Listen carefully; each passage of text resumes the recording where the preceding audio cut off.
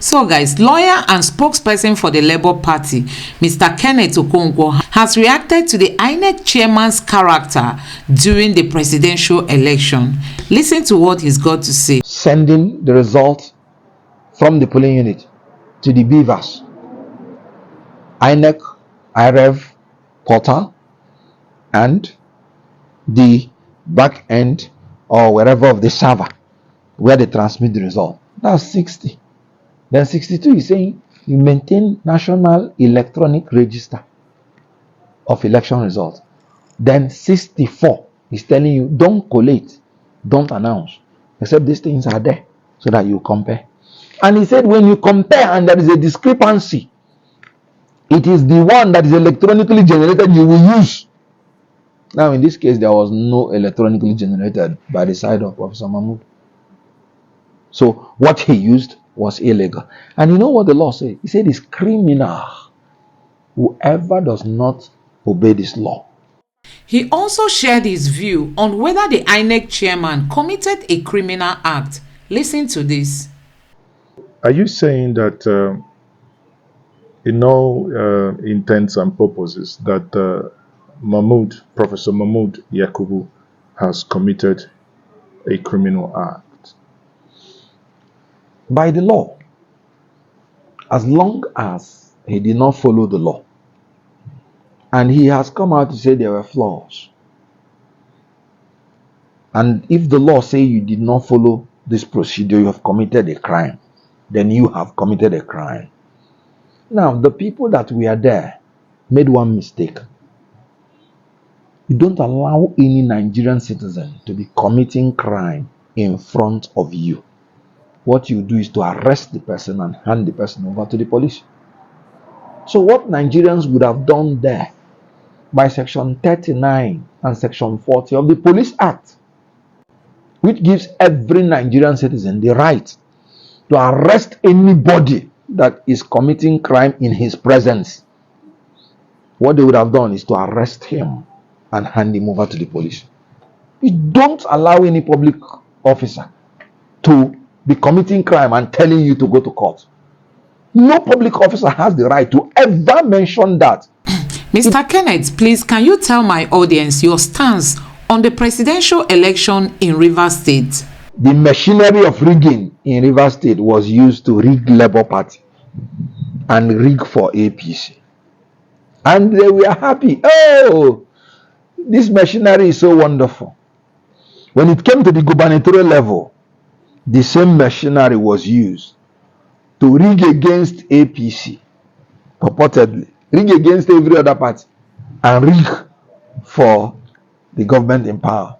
Now, the machinery of that rigging even went forward after the election to arrest all the APC lawyers and collected all their petition and took them away.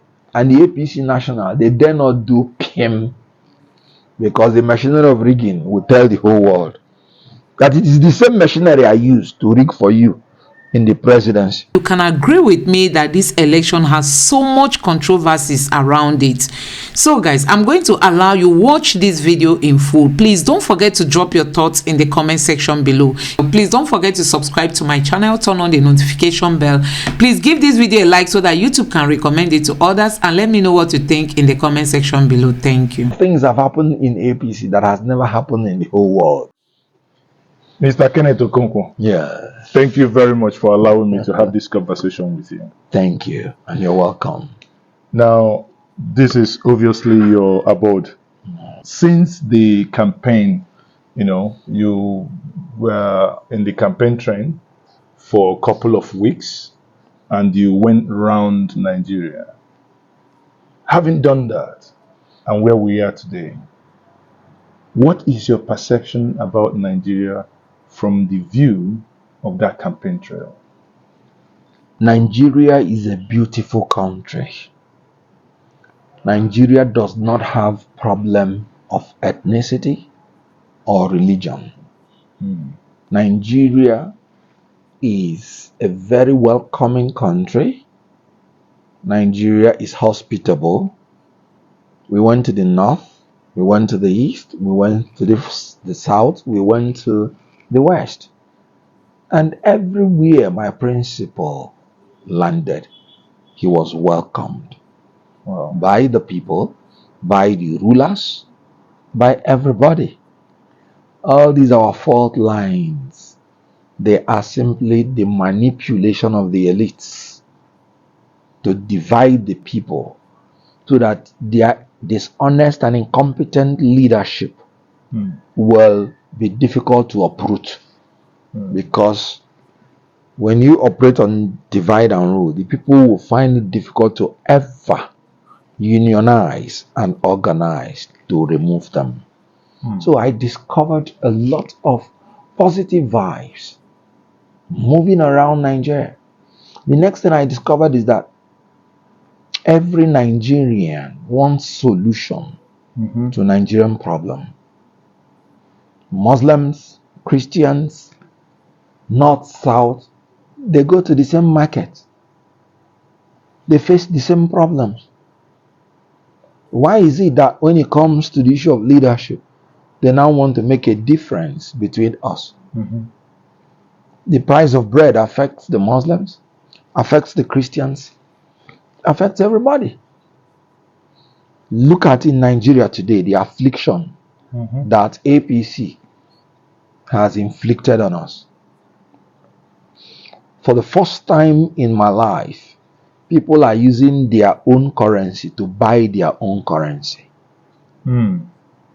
After desecrating Naira relative to the dollars and the pounds, APC government went ahead to desecrate Naira relative to Naira. They said they want to redesign Naira. And look at what happened. Their own policy. It is still their party that went to court to fight after the people have suffered and was accepting it as a good policy if it will cure corruption. It was still APC that went to court to sabotage it and destroy it. Why? To give them the opportunity to manipulate the election in such a crazy and untoward manner. And that was exactly what they did. You can see the chaos. Now, that chaosity affected everybody. Fuel scarcity. Go to the line. You see Christians, you see Muslims, you see Northerners, you see Southerners. So I discovered when we were going round that the problem affects everybody. I discovered that Nigerians want a genuine salvation from these problems because nobody enjoys suffering. I now discovered that they were genuinely looking for a new set of leaders and leadership. And that was why they welcomed us. And they proved it. When the election came, they voted for us massively. North, south, east, west. We, as a political party, were the only party that got 25% in the whole 6 geopolitical zones, including FCT. If they had allowed our result, we would have won more states than any other party. You know what happened in Rivers? I want to bring the Rivers issue because that one is very, very clear. Because even in their IRF portal, with all the manipulation, everybody saw how they shifted our 80,000 votes and turned it to 3,000. And shifted their 12,000 votes and turned it to 80,000. So the issue here is that we won this election fair and square. That is why the Inec today, under Professor Mahmood, has entered the Guinness Book of Record. It's the first organization that announced a result. And our party went to them, PDP went to them. Can you give us the result you announced? They said they don't have it. You announced the result. Yes. And you told people you don't have the result. We had to go to court to get a court order. Yet they cannot produce the result. They certified true copies of those results. Sure. You know why? There was no genuine result anywhere. They don't have it. It took 14 days So they needed to manipulate the beavers again to know whether it can suit their fabricated result. Because you cannot give what you don't have. So announcing the result presupposes you have the result. The law is very clear in section 62, 2 and 3, that before you collate and announce, you would have a national electronic register of election results, whereby as the result is coming polling unit by polling unit, it is going in there automatically. So you would have it by your side before you collate and announce, because the law says when they give you any collated result, you must subject, you must verify, you must confirm the correctness and consistency of that result given to you with the one that is in the electronic register. Must. And I'm talking about section 64, subsection 4 and 5. Before you collate and announce, you must subject it. They didn't have it. They pointed out to Mahmood, sir, you're supposed to have this. As a matter of fact, you're supposed to be displaying it for everybody to be seeing, to be comparing. He said no, he would go on. And after that, he will review. He said he will go on. If you don't like it, go to court. Isn't that the reason why the judge... Just to conclude, he never reviewed. Because when he was saying he will review, he didn't have intention to review. He just wanted to bulldoze, to announce, and then run away. And that's what he did. He announced and ran away. He had to go to court to get an order to vary the judgment of a court, the ruling of a court, that you give us the result you say you have announced. He had to go to court to vary the order for court to give him the power to tamper with the beavers. So the beavers was tampered before he could tell you he has given you the CTC. So you will know the result that is giving you after the beavers has been tampered. But the question is, for 14 days, he was not able to give us result. But when he got the varying order to tamper with the visas, 3 days, they have finished reconfiguring. So what you don't have, you can do within 3 days.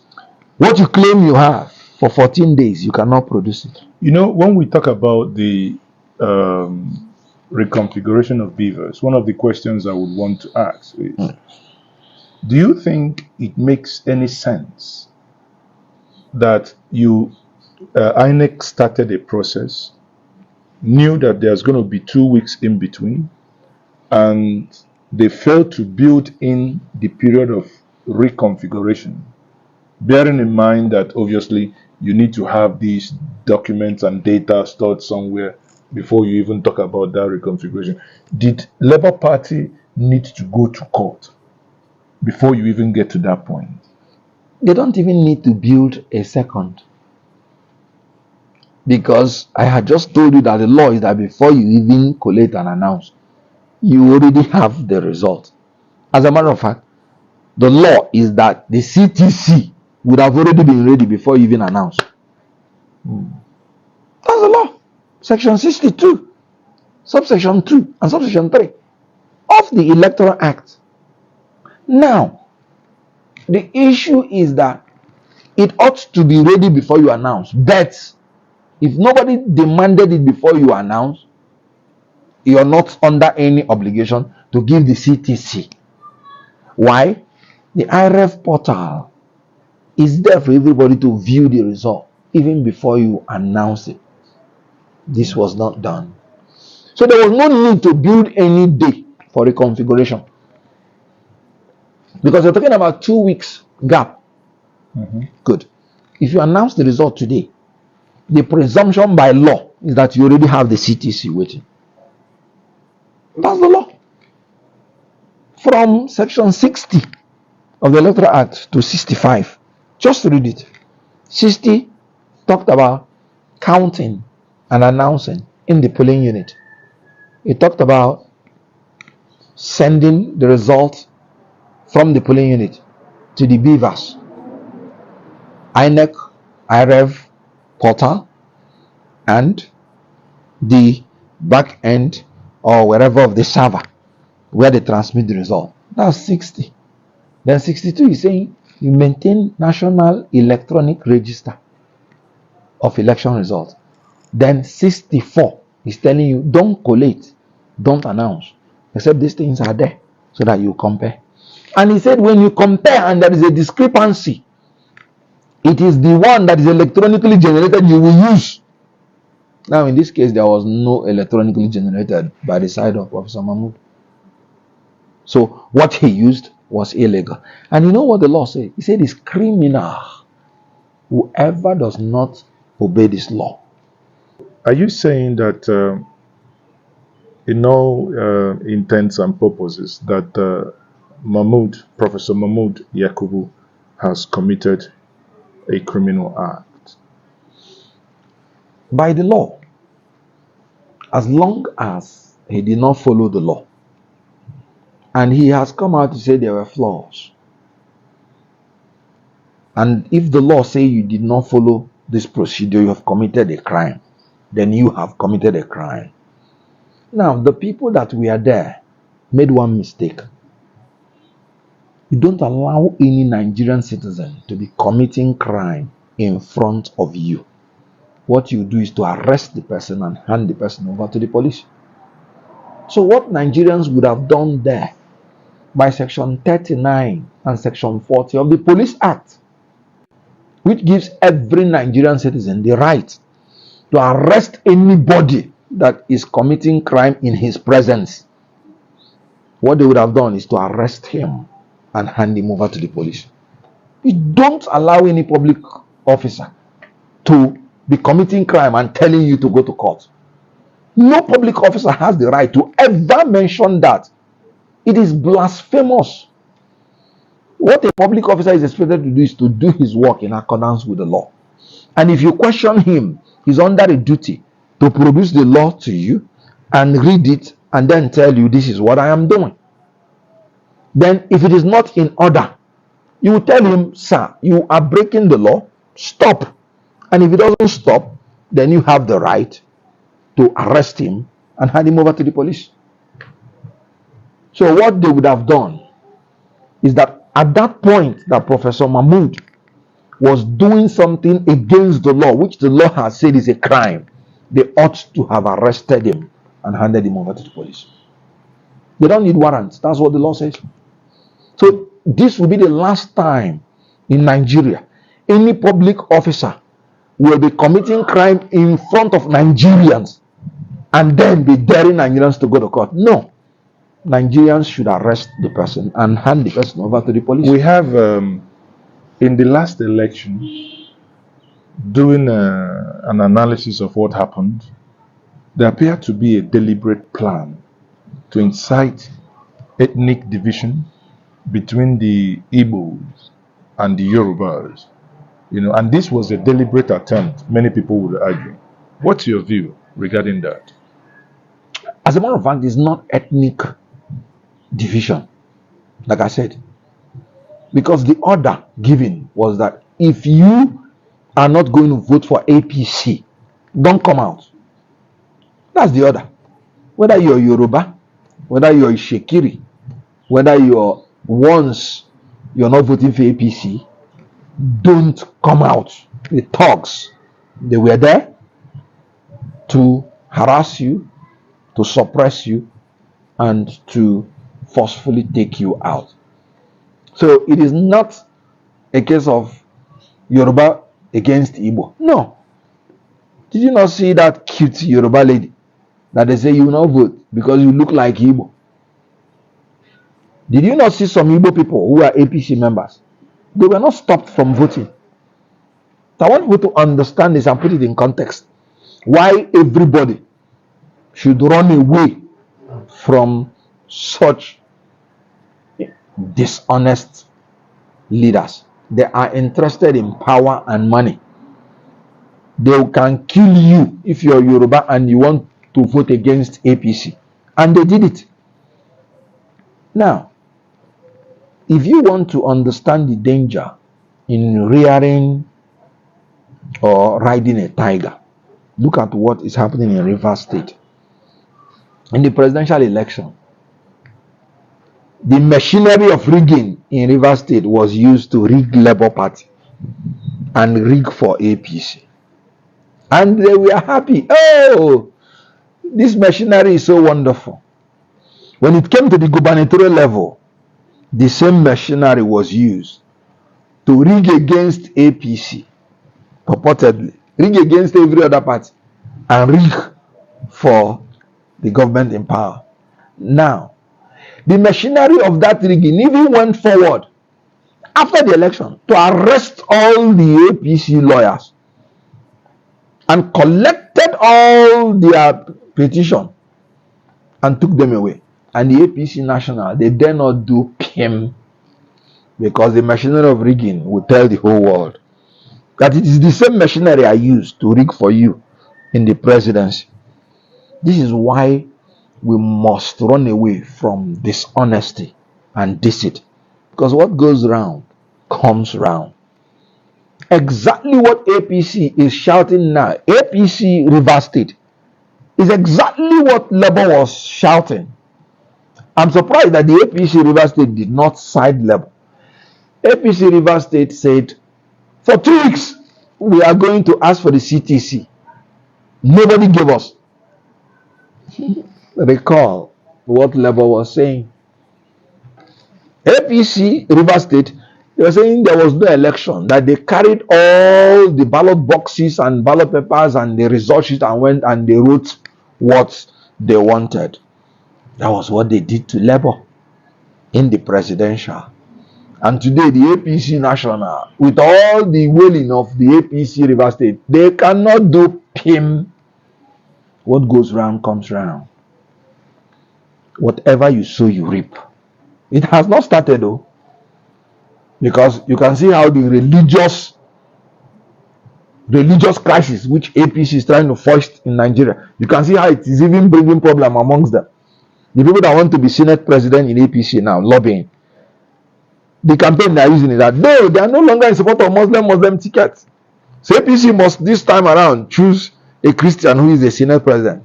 When we were saying it, they were saying we are playing religious sentiment. What goes round comes round. Truth is the only thing that brings solution.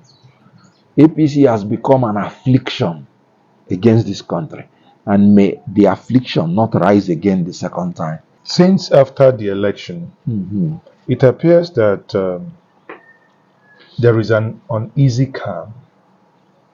Those that won the election are going around asking people to congratulate them. On Monday here in Abuja, they came together at the Unity Fountain, and the reporter asked them what they were doing there. They said they were protesting, and they said why? So that people will congratulate them.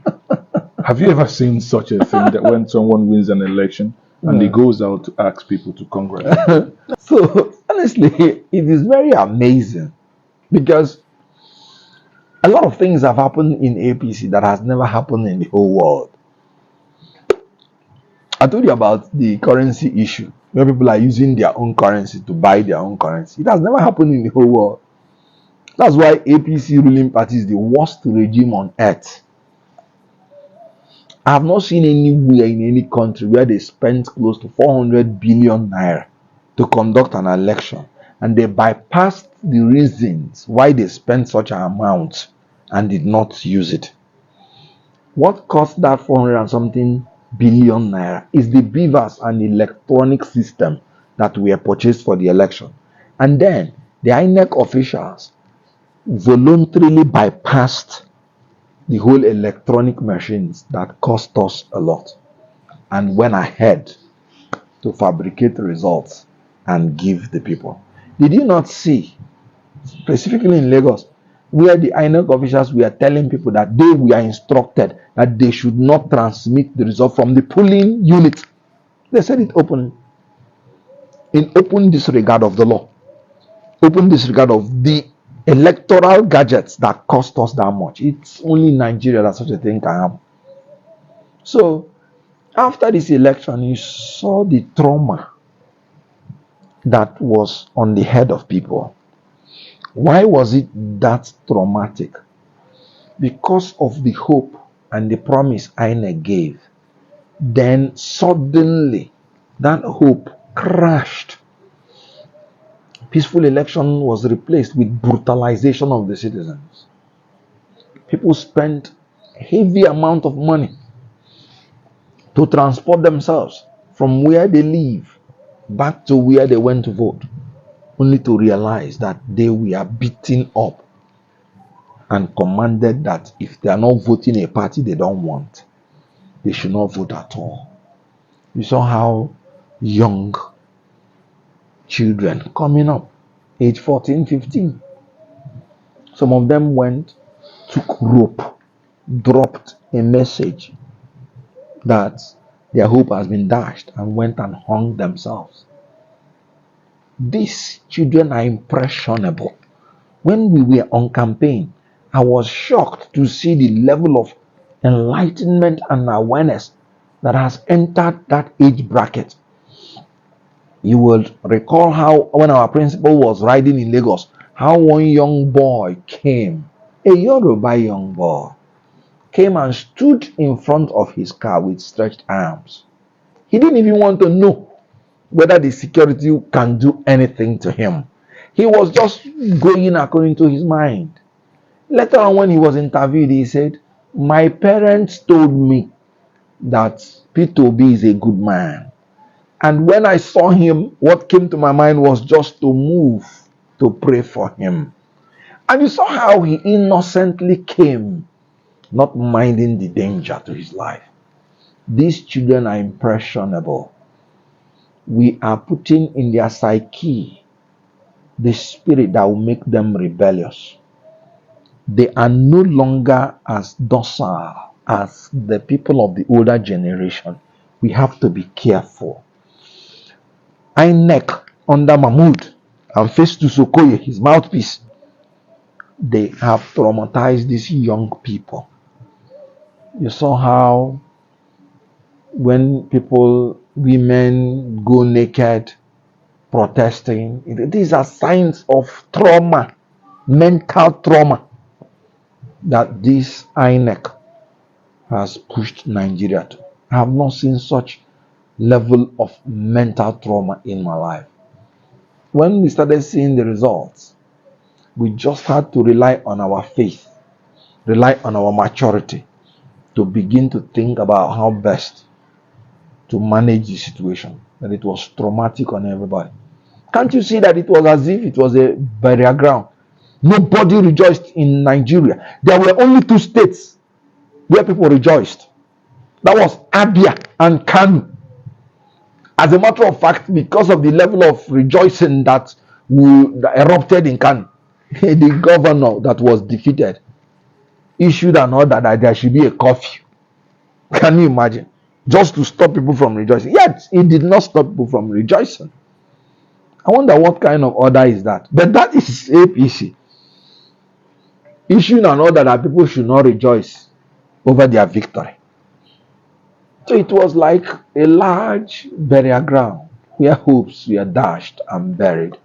But you know what? I have hope. Because man has spirit. The spirit of those young men that fought for this change. Nigerians unanimously rejected APC. This is the first time that somebody will be declared winner in Nigeria, and he did not win more states than others. As a matter of fact, others won more states than him because a lot of results were swapped. That's why we are in court. This is the first time somebody was declared president in Nigeria, and he did not win 25% in the FCT. The first time. So they did not win. No. How can a party traumatize Nigeria to that level and still come out to say they won? No, they did not win. They lost. They should accept it. So, when they lost and they did all their shenanigans, their manipulations, it ended up in mental trauma to the Nigerian people. I am pleading to the Nigerian people, please, there is God eventually. Do not allow this affliction called APC to give you mental trauma. Don't go to commit suicide. Please. Let us continue praying. our God will answer us. So guys, you have heard it from Mr. Kenneth. We all know Mr. Kenneth. He's a lawyer and he's also one of the spokespersons for the Labour Party. He has said it, and it's very clear and obvious that the INEC chairman went against, the law, the constitution. They gave a guideline and they refused to follow it. And for me, one striking thing in this video is that Mr. Kenneth Okonkwo mentioned that the money that was used, in procuring the beavers and other electronic materials was a huge amount. And at the end of the day, INEC refused to use the beavers. And at the end of the day, INEC refused to transmit results electronically, meaning that the purpose for which the electronic materials were procured wasn't achieved. So guys, you can see how our politicians are manipulating INEC as a body and the INEC chairman as an individual. Possibly they may have told him what to do, not to transmit the result. They should just give a flimsy excuse and Nigerians will accept it and move on. And that was exactly what they did. So when we tell people that we shouldn't keep quiet, because if we keeping quiet, things like this will continue to happen in Nigeria. This is the opportunity for each and every one of us in our little capacity to come out and tell the world that we are not accepting what happened during the presidential election. These politicians, they planned it in a way that they felt if they just tell Nigerians that this is what the results is, and even if there are some uproar, it will later come down and we'll move on. But I tell you, we have to keep fighting until INEC admits that they've done the wrong thing and this election will be reconducted, because we know that the results we have today does not reflect the will of the people. We didn't vote for Mr. Tinubu. Nigerians voted for Peter Obi, and they know that Nigerians voted for Peter Obi. Look at what they did. In Rivers State, they stole Peter Obi's votes. In Lagos State, they stole Peter Obi's votes. In so many parts of the country where Peter Obi got reasonable number of votes, they will end up use TPEX to change it to 0. What kind of country are we living in? So fellow obedience, this is the time to stand up. Don't say it's been long this election took place. We will keep making our demands until our demands are met. So guys, you've heard it for yourself. Please don't forget to subscribe to my channel, turn on the notification bell. Please give this video a like so that YouTube can recommend it to others, and let me know what you think in the comment section below. Thank you.